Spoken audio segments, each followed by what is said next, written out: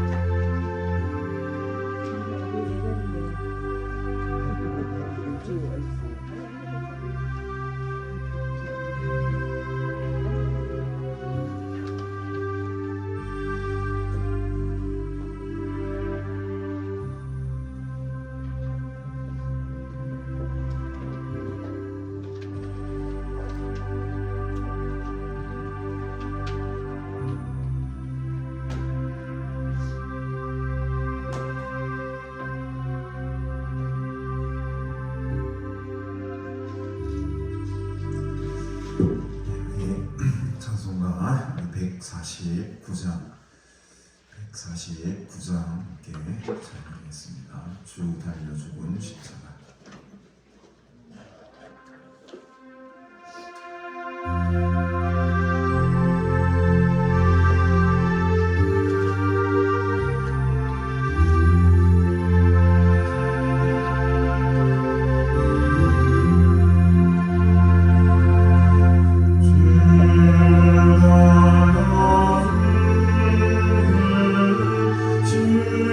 십자가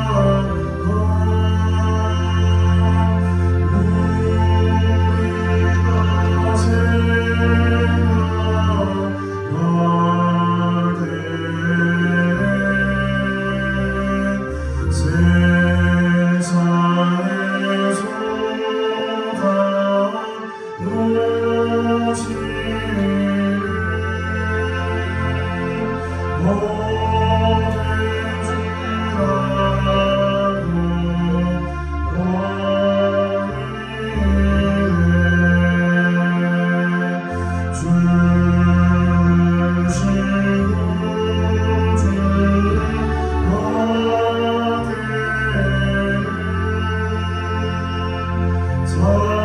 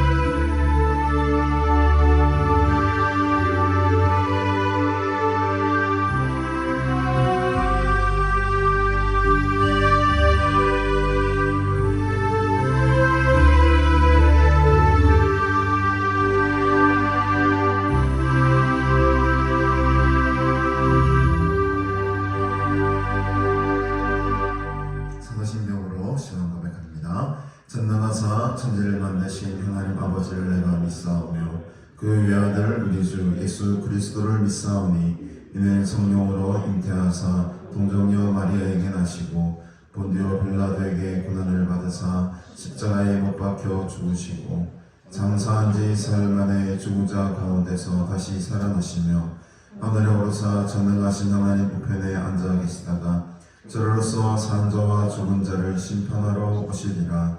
성령을 믿사오며 거룩한 공의와 성도가 서로 교통하는 것과 죄를 사하여 주시는 것과 몸이 다시 사는 것과 영원히 사는 것을 믿사옵나이다. 아멘. 하나님 아버지 은혜를 참으로 감사드립니다. 지난 한 주간도 우리와 함께하여 주시고 하나님의 은혜 속에 살아가게 하신 것 감사합니다. 거룩한 주의 날 맞이하며 주께로 나와 하나님께 예배드리게 하시고 또 하나님의 구원의 능력에 감사하며 찬양하게 하시니 감사합니다. 특별히 이 사순절 기간을 보내며 또 주님의 십자가의 고난을 묵상하며 예수 그리스도의 크신 사랑과 은혜를 회복하게 할 수 있는 그런 시간 허락하시니 감사합니다. 우리 속에 십자가의 능력이 충만하기를 원합니다. 예수님처럼 살기 원합니다. 예수님을 닮아가는 삶이 되게 하여 주옵소서. 오늘도 주님 앞에 간절한 마음으로 하나님의 은혜를 사모하며 또 주의 보좌 앞에 엎드립니다. 마음과 뜻과 정성을 다해 전심으로 하나님의 은혜를 구하며 주께로 나아가오니 하나님 이 시간 우리에게 은혜 내려주시고 성령으로 충만케 하시고 하늘의 거룩한 양식으로 함께해 주셔서 주님 주시는 크신 평화와 안식으로 참 기쁨을 누리는 복된 주의 날이 될 수 있도록 우리와 함께하여 주시옵소서. 감사드리오며 예수님의 이름으로 기도드리옵나이다. 아멘. 찬송가 28장 함께 찬양합니다.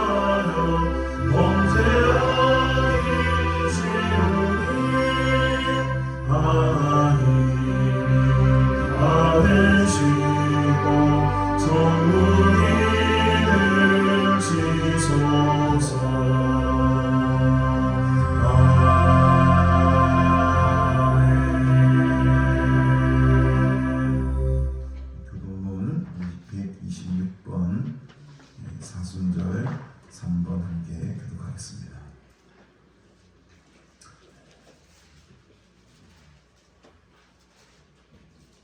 여호와여 나의 영혼이 주를 우러러 보나이다.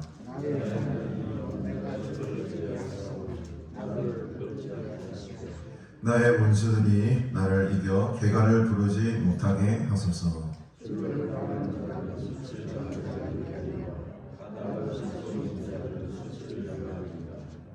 여호와여 주의 도를 내게 보이시고 주의 길을 내게 가르치소서.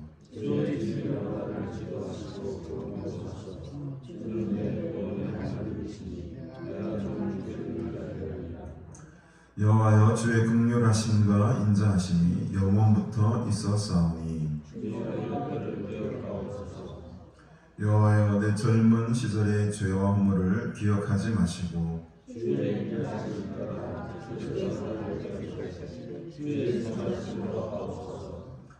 여호와는 선하시고 정직하시니 그러므로 그의 도로 죄인들을 교훈하시리로다.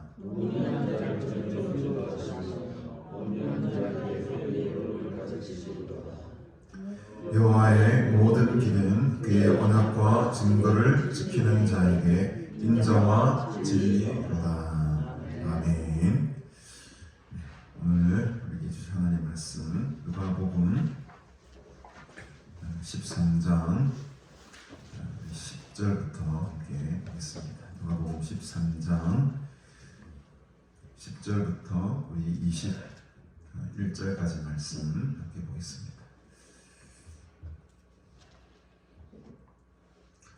제가 성경 봉독합니다. 성경 봉독 후에 우리 박신희 장로님 우리를 대표해서 기도해 주시겠습니다. 예수께서 안식일에 한 회당에서 가르치실 때에 18해 동안이나 귀신 들려 앓으며 꼬부라져 조금도 펴지 못하는 한 여자가 있더라. 예수께서 보시고 불러 이르시되 여자여 네가 내 병에서 놓였다 하시고 안수하시니 여자가 곧 펴고 하나님께 영광을 돌리는지라.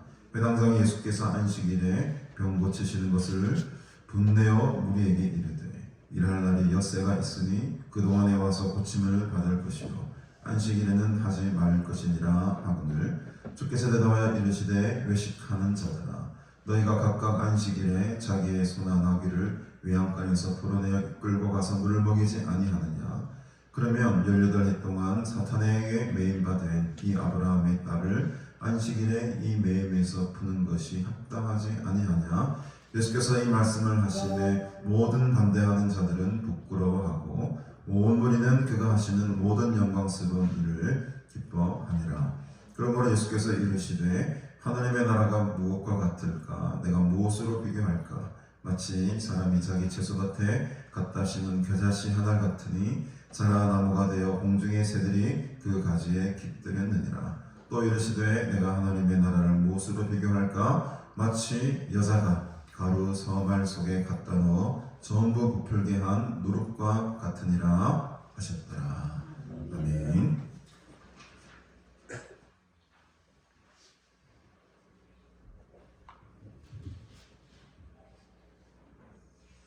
하나님 아버지, 저희 죄인들을 사랑하심을 감사합니다.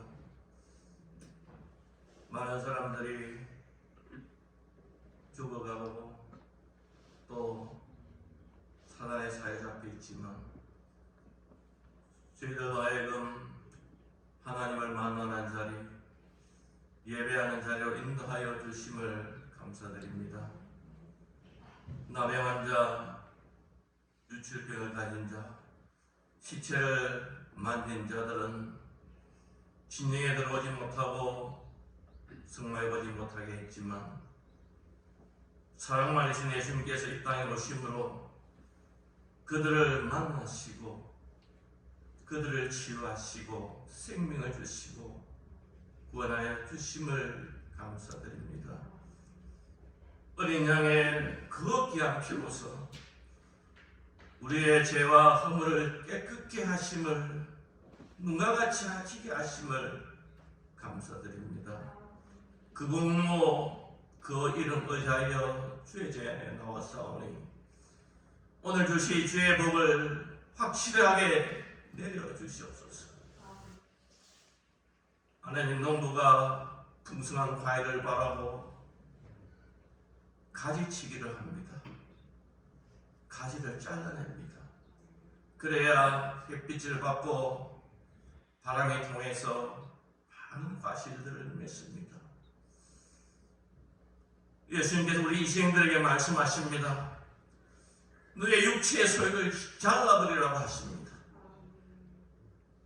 우리의 교만, 우리의 자랑, 우리의 거짓말, 우리의 열등감,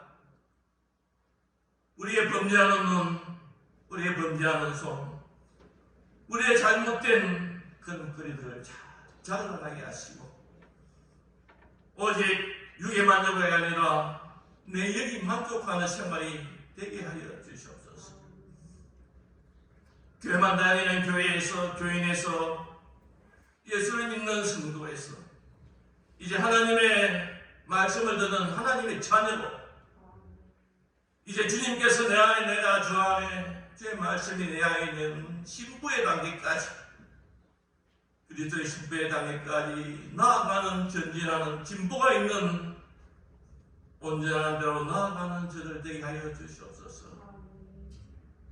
우리의 변화를, 우리의 성령 충만함을 내 옆에 있는 이웃이 알게 하여 주시옵시고, 하나님이 인정하는 그런 삶을 살아드리는 저들 되게 하여 주시옵소서.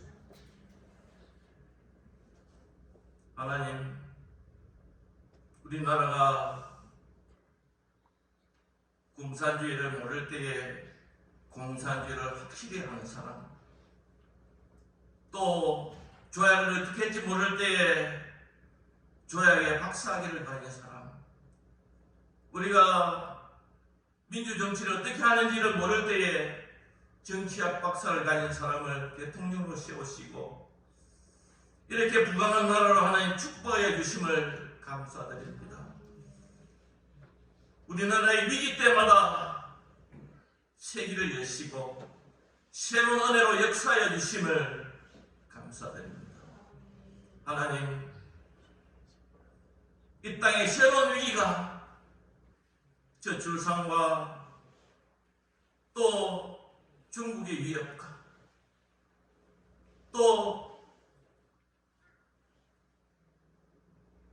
북한의 주민들은 도와야 되겠지만 그 주체사상과 친북 활동을 하는 자들이 이제 정치권에 진입하려고 하고 있습니다. 하나님, 이 땅의 정치권의 노력을 자하여 주시옵시고 우리의 청소년이 물들지 않게 지켜주시옵소서.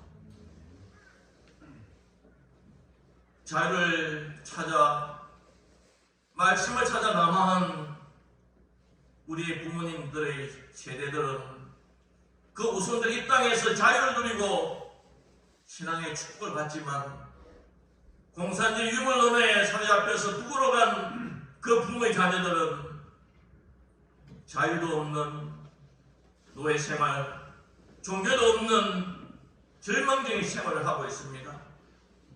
우리를 복된 대한민국으로 인도하여 주심을 감사드립니다. 하나님을 경외하는 민족, 승리하는 한국이 되어서 우리의 앞길이 막힐지라도, 사방이 막힐지라도 우리가 하나님의 세일을 행하심을 보게 하여 주시옵소서. 하나님, 예전에는 우리가 성경을 가질 수가 없습니다. 찬송을 가질 수가 없었습니다.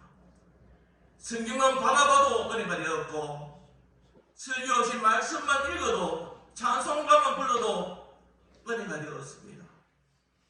이 말씀과 교제가 풍성한 이런 땅에 살면서도 우리가 은혜를 못 받는 신령들이 너무나 많이 있습니다. 영적인 갈급함이 있게 하여 주시옵시고 의지리고 목마름 있게 하여 주시옵시고 심령이 가난한 자가 되게 하여 주셔서 영적인 가뭄이 영적인 흉년에 들으실 때에 우리가 넉넉히 이기는 양식을 준비하는 저들 되게 하여 주시옵소서. 건강을 잊기 전에 건강을 챙기고 말씀을 잊기 전에 말씀을 많이 보고 말씀을 많이 듣는 귀한 시간 되게 하여 주시옵소서. 사랑하는 목사님, 귀한 말씀 준비했습니다. 그 말씀을 새기게 하여 주시옵시고 우리 힘이 되게 하시고 능력이 되게 하여 주시옵시고 우리의 복이 되는 귀한 시간으로 인도하여 주시옵소서. 모든 말씀을 예수님의 귀하신 이름으로 간절히 기도합니다. 아멘.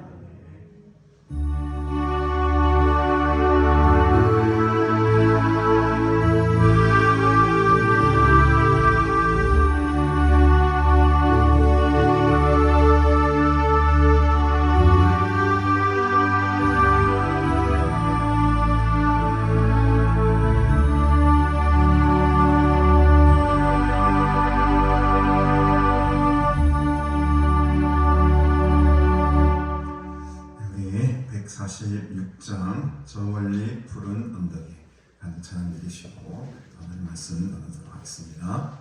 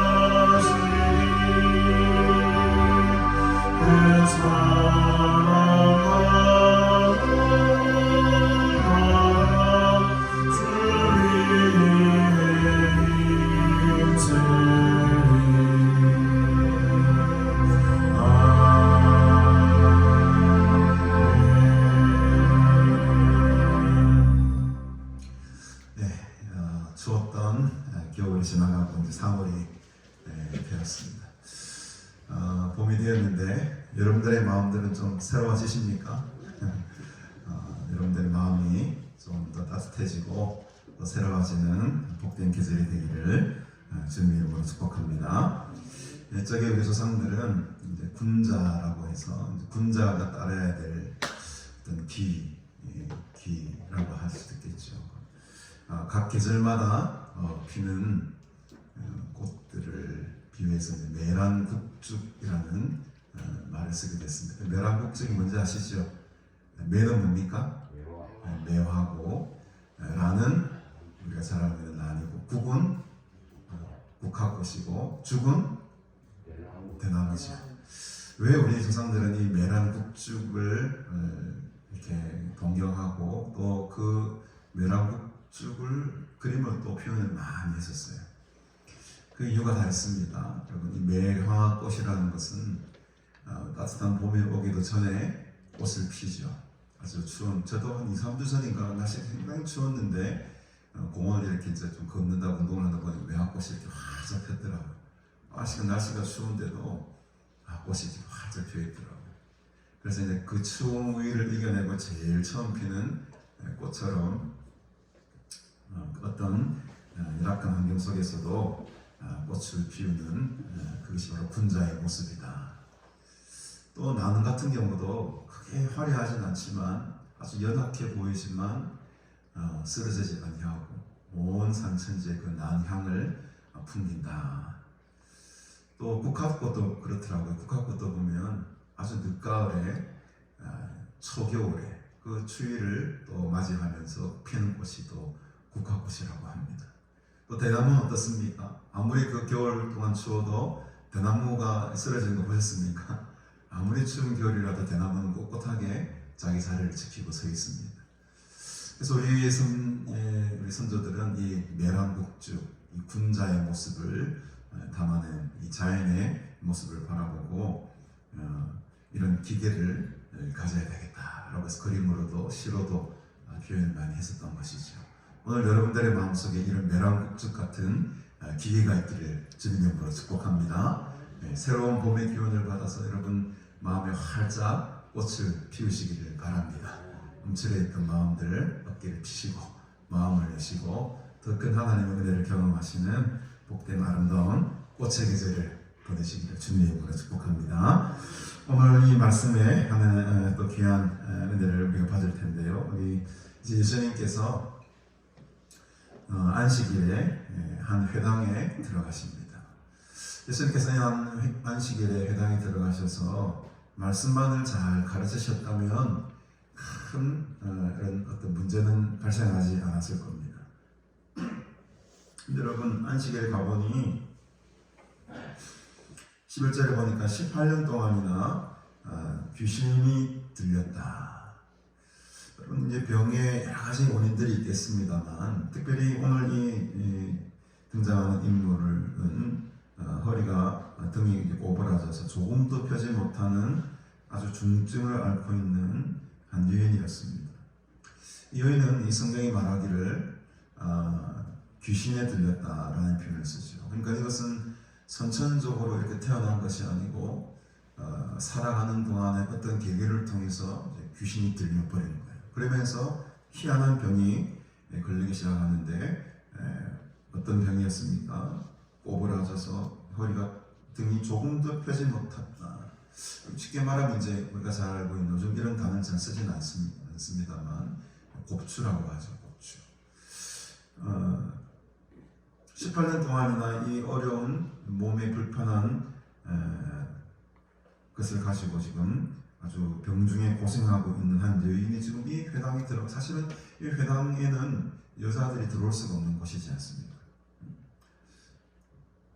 그런데 어떻게 된지는 모르겠습니다만 이 여인이 지금 회당 근처에 있었는지 회당 안에 있었는지는 뭐 자세하게 알지 못하겠습니다만 어쨌든 이 불행한 한 여인이 회당 주위에서 혹은 회당 안에서 지금 이렇게 엎드려져 있겠죠. 여러분 그 모습을 한번 상상해 보십시오.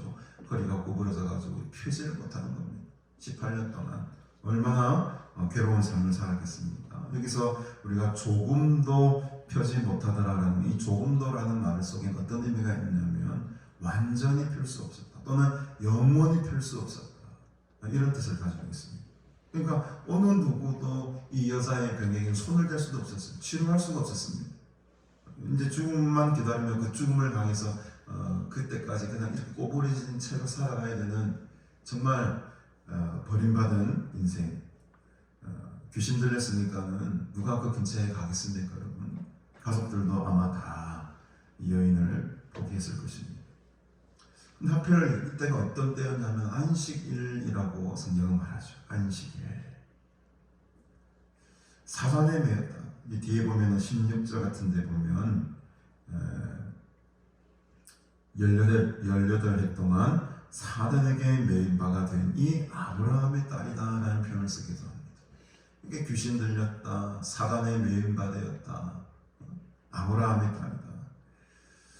귀신 들림으로 말미암아 지금 이 몸을 완전히 지금 꼼짝도 하지 못하는 등뼈가 그냥 휘어져서 꼬부라져서 꼼짝도 못하는 그런 병에 지금 심각한 병에 완전히 영혼이 이 어느 누구도 낫게 할 수 없는 그 불치의 병에 걸려서 지금 사경을 헤매는 한 여인을 지금 안식일 날 지금 만나게 된 겁니다. 그래서 여러분 상상해 보십시오. 이 10년도 아니고 18년 동안이다. 우리 성경에는 18해 동안이다 라고 이렇게 기록하지만은 조금 더 이게 자세히 보면은 10년 플러스 8년 이런 뜻이니까 10년도 참기 힘든데 그에 대해서 8년을 더 이렇게 아파했다 이런 뜻을 가지고, 그러니까 예수님께서 무엇을 강조합니까? 이 여인이 오랜 기간 동안에 이 병으로 인해서 고통받고 있었다라는 것을 아주 좀 더 상세하게 리얼하게 또 마음에 와닿게 지금 말씀하시는 거죠. 10년 하고도 8년을 이 병에 걸렸다 이런 뜻을 가지고, 우리나라 성경에는 18해라고 그저 18년이구나 이렇게 생각하지만 사실은 10년하고도 8년이나 더 지금 이 여자가 이 병에 지금 고통당하고 있었다 이런 표현을 쓰시거든요. 얼마나 예수님께서 이 여인을 보시고 불쌍히 여기셨는지 예수께서 보시고 그냥 불러 이르시되 여자야 네가 네 병에서 놓였다. 아니 이 여자가 뭐 자기 병을 고쳐달라고 막 기도하거나 예수님 옷깃을 붙잡거나 막 간절히 부르짖고 기도한 것도 아니었습니다. 여러분, 자기는 인생을 포기한 인생이에요. 어느 누구도 18년 동안 자기를 돌봐준 사람이 없습니다. 어느 한 사람도 자기에게 눈길을 준 사람이 없어요. 무슨 희망이 있겠습니까? 무슨 소망이 있겠습니까? 그냥 나는 그냥 죽음만을 기다리고 있는 그 인생이에요. 근데 그 예수님께서 그 여자를 어떻게 보십니까? 여러분, 불쌍히 보고 계시는 거죠. 아무런 액션도 취하지도 않았음에도 불구하고 예수님께서 먼저 다가가셔서 먼저 병을 고쳐주십니다. 여러분, 오늘 이 은혜가 우리 모두에게 임하게 될 줄로 믿습니다. 우리가 이렇게 가만히 있어도 아무것도 안 하는 것처럼 보여도 이미 예수님은 우리의 손을 붙들고 계십니다. 예수님께서 이곳에 오셔서 여러분들의 모든 아픔과 또 어려운 사정들을 다 만져주시고 또 회복시켜주시고 치료해 주실 줄로 믿으시기를 바랍니다. 예수님의 자비와 긍휼하심이 지금 아주 극적으로 보여주는 장면이죠. 아주 독특한 장면입니다. 네가 네 병에서 놓였다. 참 예수님께서는 아주 특별한 용어를 쓰십니다. 보통 보면 네가 네 병에서 나았었다, 치료받았다 이런 말을 써야 될 것 아닙니까? 근데 어떤 표현을 씁니까? 네가 네 병에서 놓였다라는 표현을 씁니다. 놓였다. 오늘 이 놓였다라는 말이 자주 나오게 될 겁니다. 놓였다. 그래서 여러분 이 놓였다라는 말 속에 이 어원을 보면요, 풀렸다 이런 말이 풀렸다. 꽉 잡고 있던 것에서부터 이게 풀려가지고 놓였다 이런 뜻을 가지고 있어요. 그러니까 이 귀신에게 결박되어 있던 그 여인의 영혼이 어떻게 됐다는 겁니까, 여러분? 풀렸다는 거예요. 풀리면은 자유함을 누리는 것이요. 묶여 있는 사람은 노예입니다. 감옥에 들어가는 거예요. 그에겐 자유가 없습니다. 눌려 있습니다. 그러나 여러분, 이 질병에서 오늘 놓였다라는 표현을 쓰신 것은 이 병이 치유했을 뿐만 아니라 더 깊은 의미로는 누구의 매임으로부터, 사단의 매임으로부터 놓였다. 사단의 매임으로부터 풀렸다. 더 나아가서 너는 자유의 몸이 되었다. 이런 뜻을 가지고 있습니다. 그러니까 허리가 구부려져 가지고 꼼짝도 못하는 정말 보이지 아니하는 족쇄를 지금 차고 있는 것 아닙니까? 한 걸음도 떼기 힘들었을 겁니다. 근데 이제 어떻습니까? 허리가 펴지고 자기의 두 발 힘을 가지고 막 온 세상을 다닐 수 있는 무엇이 자유함이 이 여인에게 임했다는 것이요. 오늘 여러분 마음속에 이 자유함이 충만하기를 주님의 이름으로 축복합니다. 놓여야 되는 거예요. 이 사단의 매임으로부터, 귀신의 매임으로부터 우리는 놓여야 됩니다. 풀려야 됩니다. 정말 이 표현은 아주 독특한 표현입니다. 유일한 표현입니다. 많은 성경의 다른 부분들은 병자를 낫게 하실 때는 뭐 치료받았다, 나음을 얻었다 이런 표현을 쓰지만 또 참 독특하게도 오늘 이 본문에서만큼은 예수님께서 놓였다라는 표현을 쓰고 있어요. 놓였다. 질병과 관련해서 아주 유일하게 쓰여진 아주 독특한 예수님의 오늘 표현의 방법입니다. 그러면서 예수님께서 그 여자에게 손을 대시고 안수를 하십니다. 안수를 하실 때에 여자가 어떻게 됩니까? 허리가 펴집니다. 놀라운 일이 벌어지는 거죠, 여러분. 그리고 하나님께 그 여인이 영광을 돌리기 시작합니다. 안수의 능력이죠. 안수의 능력. 마귀에게 매여서 그렇게 계속적으로 고통 가운데 있는 그 여인을 예수님께서 안수해 주심으로 고쳐주시는 거죠. 그 안식일의 참된 의미가 여기서 나오는 겁니다, 여러분. 그 안식일의 참된 의미가 뭡니까, 여러분? 이 고난으로부터, 이 매임으로부터 자유함을 누리는 것입니다. 우리가 사순절 기간을 보내고 있습니다만 왜 우리가 이 사순절 기간을 통해 주님의 고난을 묵상합니까? 그 십자가에 넘어 있는 그 부활의 능력을 우리가 알기 때문인 것이죠. 그 십자가 넘어 있는 그 자유함을 우리가 알기 때문에 지금의 이 고난을 견딜 수가 있는 것입니다. 이 여자가 낳는 광경을 바라보고 이 회당장이 까무라치게 놀라는 거죠. 이런 표현을 씁니다. 14절에 회당장이 예수께서 안식일에 병 고치는 것을 보고 어떻게 됩니까? 분이 납니다. 화가 치밀어 오릅니다. 그러면서 이렇게 소리칩니다. 일할 날이 엿새나 있는데 왜 하필이면 이때 와서 병자를 고치느냐? 안식일에는 하지 말 것이냐? 분개하고 있습니다.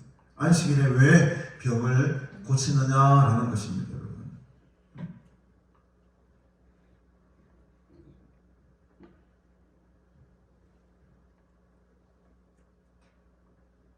유대인들에게는 율법에 없는 안식일에 대한 금지 규정을 무려 35개나 만들었다고 합니다.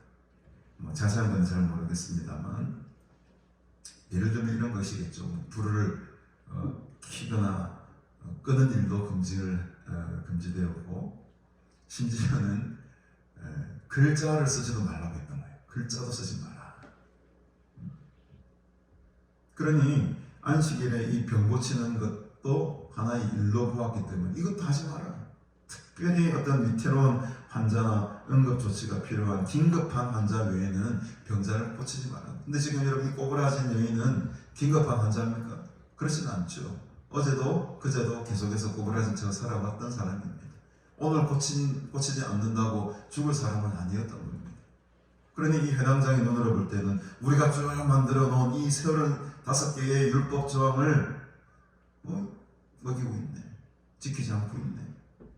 이 35개의 율법에 없는 안식일 금지 규정은 자기들이 만든 전통입니다. 자기들이 만든 법이에요. 근데 그 법을 어기고 예수님께서 막 이 안식일 날 남자도 아니고 이 여자를 지금 보시고 있는 거죠. 그러니까 그 당시에 이 회당장을 비롯한 많은 바리새인들이나 또 사두개인들이나 율법주의 학자들이 얼마나 지금 꽉 막혀 있었는지 여러분 아시겠죠. 자기들이 만든 율법과 자기들이 만든 이 조문들이 이 성경의 말씀보다 더 앞서 있었던 것입니다. 더 우선시되었던 거죠. 성경의 진짜 본질적인 하나님의 말씀과 안식일에 대한 의미를 잊어버리고 자기들이 만든 안식일의 기준, 자기들이 만든 안식일의 법례에 따라 법에 따라 가지고 사람을 잣대를 평가하고 있는 겁니다. 우리는 이런 경우 참 많습니다, 여러분. 본질적인 것을 바라보지 아니하고 내가 만든 율법, 내가 만든 룰 거기에만 모든 것이 절대적인 기준인 것처럼 아주 편견을 가지고 한 사람을 바라보는 우리의 또 신앙적인 어떤 모습이 있지 않는가 오늘 시간 돌아보시길 바랍니다. 이 회당장에게 예수님께서 이렇게 대답하시네요. 15절에 보니 외식하는 자들아 너희가 각각 안식일에 자기의 소나 나귀를 외양간에서 끌어내어 이끌고 가서 물을 먹이지 아니하느냐. 전곡을 찔러버리는 말씀을 하십니다. 야, 너희들은 그렇게 안식일을 지킨다 하면서도 네가 가지고 있는 그 소나 나귀들에게는 마곡간에서 풀어내어서 물을 먹이지 않느냐. 이것은 어쩔 수가 없는 일. 왜? 이 소나 나귀들은 재산이거든. 자기들의 재산이죠. 이들이 죽으면 큰일 나거든요. 그러니까 이것들에게는 물을 마시게 해야 돼요. 실제로 탈무드에 의하면은 안식일에 동물의 그 등에 짐을 지우고 이렇게 다니는 것, 또 뭐 물을 운반하고 다니는 거 다 금지해놨어요. 그러나 동물에게 또 물을 먹이는 것은 허용한다, 이런 또 규례를 만들었어요. 그러니까 코에 그러면 코걸이고 귀에 그러면 귀걸인 거죠. 자기들의 마음대로, 자기들의 유리한 대로 막 법을 막 만들어 버리는 거죠. 요즘 보십시오. 우리 법을 만드시는 우리 국회의원님들 얼마나 참 대단하신 분들입니까? 참 대단하신 분들이죠. 자기들 마음대로 막 법을 만들었다 없앴다. 자기 유리한 대로 정말 국민이 원하고 나라를 위한 법을 만들어야 되는데 그런 법이 아니고, 정말 이번에 총선 때 여러분 기도 잘 하시고 정직한 사람들을 많이 뽑아야 될 줄로 믿습니다. 이 회당장 같은, 이 외식하는 자들 같은 사람이 리더가 되면요 다 썩어 빠지는 겁니다. 이런 종교 지도자들이 지금 잘못된 진리 속에 살아가니까 정말 안식일의 참된 의미가 무엇인지를 모르고 살아가지 않습니까? 여기서 여러분 소나 나귀를 외양간에서 무엇했다? 풀어냈다고 하지요. 이 풀어냈다라는 말의 어원이 아까 우리가 보았던 네가 네 병에서 놓였다라는 말과 어원이 같은 말이에요. 그러니까 너희들도 소나 나귀를 마곡간에서 풀어주지 않느냐, 그들에게 그 동물들에게 자유함을 주지 않느냐. 어느 때? 안식일에. 한마디를 이렇게 던져버리고 탁 찔러버리니까 이게 답변을 못하는 거예요. 16절에 보니 그러면 18해 동안 사탄에게 매임받은 이 아브라함의 딸을 안식일에 이 매임에서, 소나 나귀가 지금 외양간에 지금 매여 있는 상태죠. 이 매임에서 푸는 것이, 풀면 말 또 나오네요. 푸는 것이 합당하지 않냐. 너희들의 소나 나귀는 그렇게 귀하게 여길 수 있으면서도 왜 이 아브라함의 딸이라는 표현을 씁니다. 너희들의 딸이다 이 말입니다.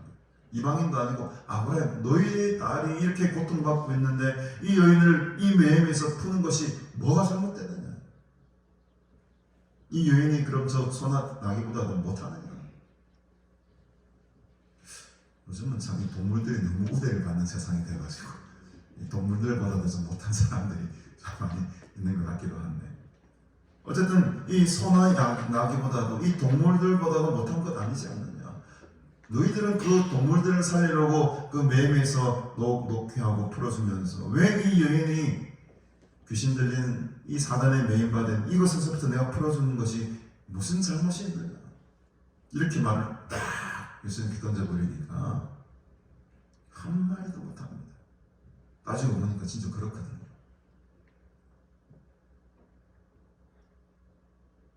그래서 17절에 보니까 예수께서 이 말씀을 하시니까 모든 반대하는 자들은 어떻게 했다고요? 부끄러워하기 시작합니다. 양심이 이제 막 찔림이 오는 거죠. 자꾸 이렇게 이제 깨닫는 이 머리가 이제 이렇게 조금 전향하는 자세가 된 것 같습니다. 부끄럽다는 표현을 씁니다. 부끄러워. 그러나 또 반대로 온 무리는 그가 하시는 모든 영광스러운 일을 기뻐했다라고 합니다.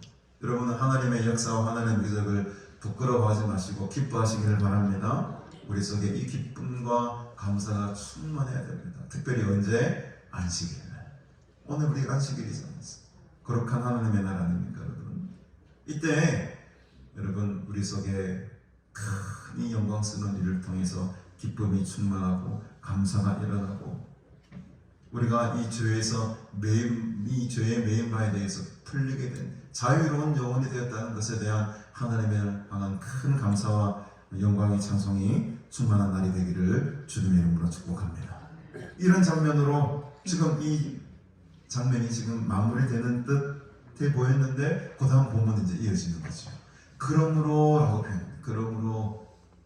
그러니까 이 앞의 사건과 지금 이 사건과 지금 앞으로 말하고자 하는 사건이 별개의 사건이 아니고 이 안식일날 이 병자가 난 이 사건과 앞으로 이제 하나님께서 예수님께서 말씀하시고자 하는 내용과는 깊은 연관 관계가 있다는 것이죠. 그러므로 18절부터 봅니다. 예수께서 이르시되 하나님의 나라가 무엇과 같을까? 내가 무엇으로 비교할까? 하나님의 나라에 대한 이야기가 나옵니다. 안식일과 그러니까 이 하나님의 나라는 동격이에요. 같은 겁니다. 안식일에 대해서 막 이렇게 이야기를 하시다가 갑자기 예수님께서 하나님의 나라, 이게 하나님의 나라인데 라는 그런 아이디어가 탁 떠올랐던 것 같아요. 그래서 이 제자들에게 또 사람들에게 이 안식일과 하나님의 나라가 어떤 관계인지에 대해서 이제 풀어나가기 시작하십니다. 그러므로 내가 이 하나님의 나라를 무엇으로 비교할까? 첫 번째 비유가 뭡니까? 여러분, 우리가 잘 알고 있는 19절에 마치 사람이 자기 채소밭에 갖다 심은 겨자씨 하늘 같으니 자라 나무가 되어 공중의 새들이 그 가지에 깃들였느니라. 우리가 잘 알고 있는 이 겨자씨 비유입니다. 겨자씨 비유. 이 겨자씨는 모든 씨앗보다 가장 작은 씨앗 아닙니까, 여러분? 그러니까 이 땅에 가장 낮은 자로 오신, 어떻게 보면 예수 그리스도를 상징한다고 볼 수 있습니다. 가장 낮은, 가장 작은 그 하나님의 미랄이 그 겨자씨가 심기어지죠. 누구의 손에 의해서? 하나님의 손에 의해서. 하나님께서 그 겨자씨 하나를, 예수 그리스도를 이 땅 가운데 심으시는 거죠. 그 겨자씨가 어떻게 됩니까? 나중에 자라서 나무가 됩니다. 그리고 공중의 새들이 그 나무에 다 깃들이며 살아가는 거죠. 그래서 여기서 말하는 하나님의 나라는 첫 번째는 예수 그리스도입니다. 딱 보십시오, 여러분. 하나님의 나라가 무엇으로 비유할까 하시면서 자기 채소밭에 갖다 심은 겨자씨 하늘 같다라고 말씀하시죠. 이 겨자씨 자체가 지금 하나님의 나라입니다, 여러분. 예수 그리스도 자체가 지금 하나님의 나라라는 거죠. 그래서 특별히 이 자기 채소밭에라는 표현에 우리가 조금 눈길을 돌려야 됩니다. 자기 채소밭이라고 있어요.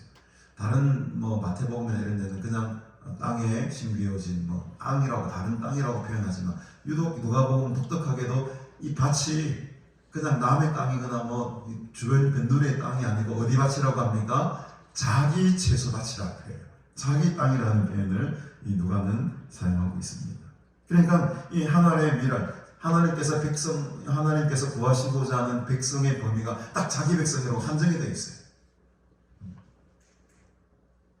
정말 실질적으로 필요를 채워주는 그 땅으로 지금 한정 지어지고 있다는 것. 이게 좀 독특한 이 누가의 표현입니다. 자기 채소밭에 지금 하나님께서 미랄을 심으시고 겨자씨를 심으시고 그 겨자씨 하나님 나중에 자라서 큰 나무가 되어서 그 나무에 이제 무엇이 막 깃듭니까? 공중에 날아다니는 새들이 그 가지에 깃드는 거죠. 이게 지금 하나님의 나라라는 겁니다. 그러면 이게 무슨 지금 18년간 병들었던 여자를 치료했던 것과 어떤 연관이 있느냐라는 거죠. 어떤 연결성이 있느냐라는 겁니다.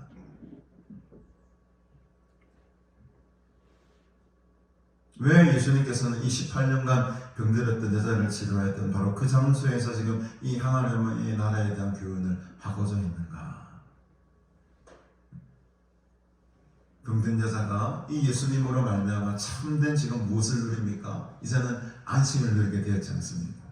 그래서 이 겨자씨 비유에 나오는 이 비유를 통해서 말씀하시고자 하는 것은 이 공중의 새들에게 초점이 맞춰져 있어요. 이 공중의 새들이 어디에서 안식을 누립니까? 그 가지에 깃들이면서 그들의 안식을 누리는 거죠. 날아다니면서 하다가 마지막 종착이 어디서 딱 앉아 쉽니까? 나뭇가지에 탁 앉아 쉬잖아요. 그런 것이 바로 하나님의 나라라는 것이. 이 여인이 그 고통 중에 그 귀신이 들려가지고 묘에 그 삶 가운데에 전혀 안식이 없이 불행 가운데 살아가다가 그 하나님의 이 나뭇가지에서 참된 안식을 누리고 있는 거예요. 이게 지금 하나님의 나라라는 것입니다. 오늘 여러분들 하나님의 아름다운 가지 속에서 참된 안식을 누리시기를 주님의 이름으로 축복합니다.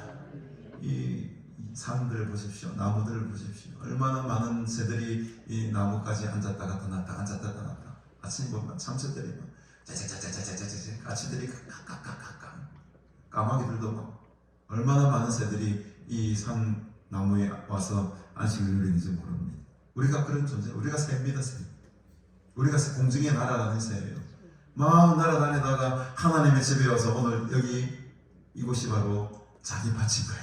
자기 밭에 세워진 하나님의 겨자나무가 되는 겁니다. 여기서 지금 우리가 참된 안식을 누리고 성도 간의 교제를 누리면서 천국을 미리 여기서 맛보고 있는 것이죠. 이게 안식일의 진정한 의미라는 것입니다. 회당장 너희들끼리 모여가지고 너희들끼리 뭐 말씀 가르치고 받고 너희들이 제정한 그 율법 속에 막 살아가는 그것이 참된 안식이 아니고 병자가 낫고 가난한 자가 구원받고 함께 더불어서 함께 이곳에서 하나님을 예배하고 하나님을 찬양하는 이 삶 자체가 안식일이다. 안식. 이게 하나님의 나라라는 겁니다. 두 번째 비유는 어떤 비유가 나옵니까? 20절에 보니까 또 이르시되 내가 하나님의 나라를 무엇으로 비교할까라고 하면서 마치 여자가 가루 서말 속에 갖다 넣어 전부 부풀게 한 뭐와 같으니라? 누룩과 같으니라. 이제는 누룩에 지금 하나님의 나라를 비유합니다. 여러분, 이 가루 서말은 약 한 20리터에서 한 22리터 정도가 된다고 해요. 꽤 크죠. 양이 많습니다. 근데 한 사람이 먹을 수 있는 하루에 먹어야 되는 양 한 2리터 정도라고 해요. 그러니까 여기서 한 서말이라고 하면은 보통 한 10명의 가족이 먹을 수 있는 양 정도가 됩니다. 그 가루 서말 속에 조그만 누룩을 탁 넣으면요, 한 스푼을 탁 넣으면 어떻게 됩니까? 이게 막 부풀러 올라가지고 10명이 먹을 하루 동안 10명이 먹을 수 있는 큰 양식으로 바뀐다는 거예요. 이게 하나님의 나라의 본질이라는 거죠. 여러분 먹는 거 좋아하잖아요. 먹는 거 우리 이제 예배 마치면 식당 가서 맛있게 식사할 것 아닙니까? 그러니까 이게 지금 하나님의 나라가 어떤 것이냐면 이 안식일 날 누룩을 넣어서 큰 빵 덩어리를 만들 그 빵을 우리가 뜯어 먹자고 같이 나눠 먹지 않습니까? 이게 하나님의 나라라는 겁니다. 확장이죠.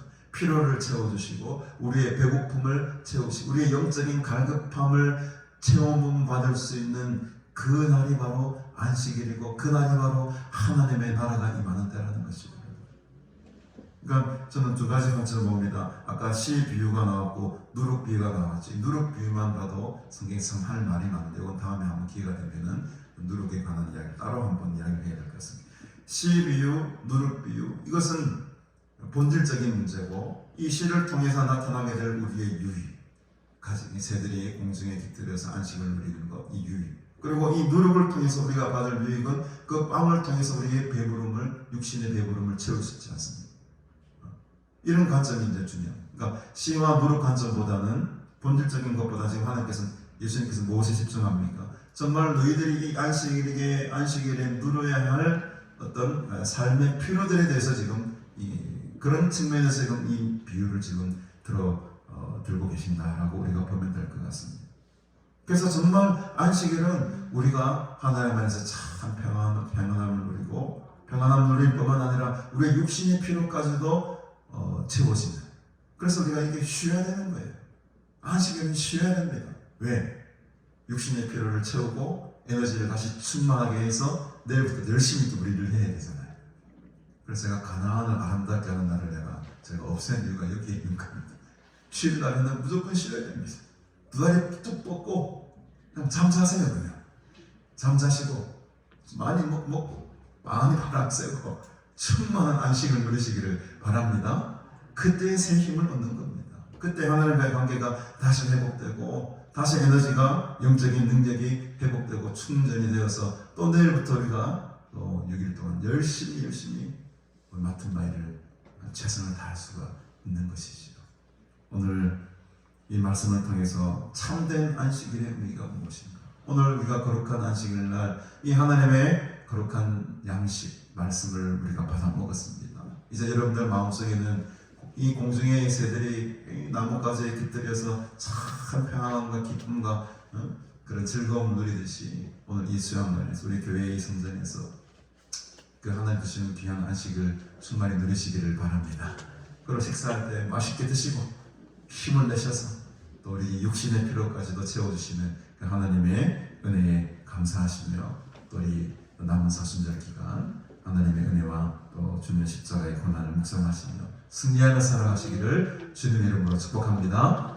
매랑국주와 같은 그 기계로 그 기세로 또 새로운 기세를 활짝 여시고 하나님과 늘 동행하며 살아갈 때에 승리하며 살아가시는 저와 여러분들이 다 되시기를 주님의 이름으로 축복합니다. 우리 찬송가 44장 우리 부르시면서 또 안식일날 이 귀한 평안과 기쁨과 또 육신의 필요를 채워주신 것 하나님께 감사하며 또 귀한 예물을 하나님 돌려드리겠습니다. 지난 1회 동안에 예수 인도했습니다.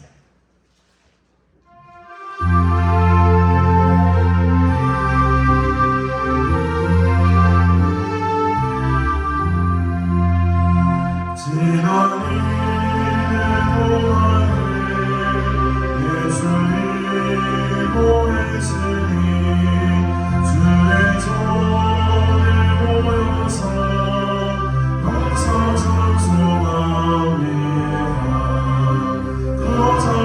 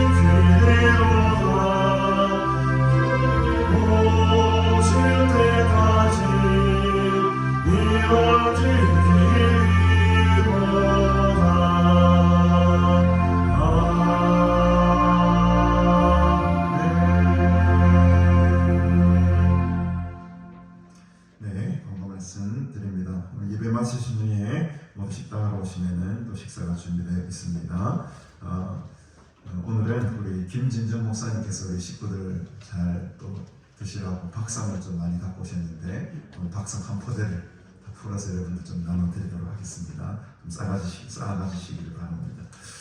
오후 예배는 우리 오늘 박정수 목사님 인도하시고요. 내일부터 이의원 목사님 한 주간 성회를 또 인도해 주시겠습니다. 네, 찬양 운행은 오후 예배 마친 후에 전당 방면으로 찬양 운행하도록 하겠습니다. 내일부터 이제 계약도 있고 또 우리 애들도 보니까 둘째는 고등학교를 벌써 입학하고 막내도 벌써 중학교를 입학하게 됩니다. 여러분들 손자 또 손자들 중에 또 아들, 딸들 가운데에 또 입학하는 자녀들이 있다면 또 학교 생활 잘 적응할 수 있도록 여러분 함께 중보해 주시고 기도해 주시기를 바랍니다. 드린 예물을 위해서 함께 기도하겠습니다. 우리 박신희 장로님 예물 드립니다. 우리 안춘 성경 외조목 예물 드리셨습니다. 김영희 집사님 11조 예물, 개성경 청년 11조 예물 드립니다. 김선화 장로님, 또 박정수 목사님, 김귀남 성도님, 이남순 전도사님, 김창호 집사님, 유지한 성도님, 이순혜 권사님, 윤영신 권사님 예물 드립니다. 임영선 집사님, 강정혜 성도님, 김선화 권사님, 문미혁 전도사님 11조 예물 드립니다. 무명으로 드리고요. 또 이지은 집사님 11조 예물과 11조 예물을 이렇게 두 개나 따로 이렇게 드리시네. 무명으로 또 서정환 목사 예물 드렸습니다. 함께 우리 기도드리겠습니다. 하나님 아버지, 은혜를 참으로 감사드립니다. 우리에게 참된 평안을 주시고 또 거룩한 안식을 주심으로 세상이 줄 수 없는 큰 평화를, 안식을 경험하게 하시니 감사합니다. 주님 안에 있을 때에 참된 회복이 있고 참된 기쁨이 있음을 고백합니다. 오늘 거룩한 안식일날 정말 18년 동안 병으로 고생하던 한 여인이 나음을 입었음을 우리가 바라봅니다. 오늘 이 거룩한 주일날 우리의 모든 영적인 병들과 육적인 연약함들이 다 나아먹기를 간절히 바랍니다. 영육으로 모두 강건하게 하시고 다시 회복하고 살아나는 하나님의 역사가 오늘 이 시간 일어나게 하여 주시옵소서. 또한 이곳에 참된 하나님의 나라가 임하기를 원합니다. 참된 평안과 나눔과 안식이 있는 하나님의 천국이 되기를 원합니다. 거룩한 하나님의 나라를 이루어가는 주의 백성들 가운데에 하나님의 큰 은혜 부어주시고 또 주님의 손으로 친히 이 시간 어루만져 주시옵소서. 하나님, 이 시간 우리에게 귀한 안식과 또 하나님의 나라를 미리 맛보며 살아갈 수 있는 복된 은혜 주신 것 감사하며 귀한 예물을 하나님 앞에 올려드립니다. 이 예물 통해 영원히 살아나게 하시고 세상을 깨우는 이 복음 선파사에게 귀하게 쓰임받게 하여 주시옵소서. 작은 누룩이 큰 빵을 만들었듯이 우리의 이 작은 예물들이 큰 영혼의 열매를 맺기 원합니다. 만물이 소생하는 봄의 계절이 다가왔습니다. 우리의 영혼도 새로 태어나게 하시고 움츠렸던 우리의 몸과 마음 활짝 열어서 하나님의 사랑과 은혜 속에 더욱더 풍성한 삶 살아갈 수 있도록 주님 우리와 함께하여 주시옵소서. 감사드리오며 예수님의 이름으로 기도드리옵나이다. 아멘. 함께 우리 79장 1절 부르시면서 하나님 앞에 영광 돌리시겠습니다.